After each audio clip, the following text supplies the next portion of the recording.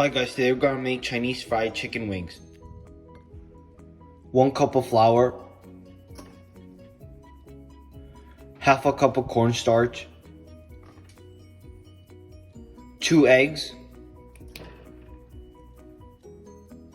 2 tablespoons of soy sauce, 1/4 cup of oil,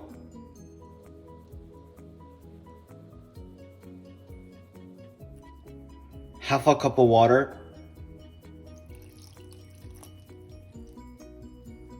1 tablespoon of sugar, and mix.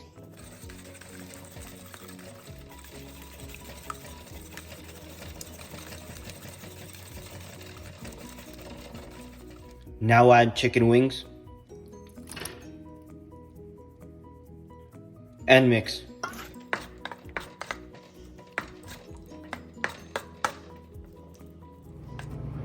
Once oil is hot, add chicken wings.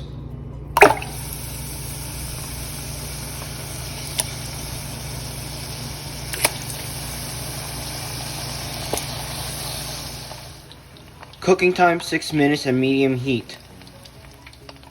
Stir so chicken wings do not stick.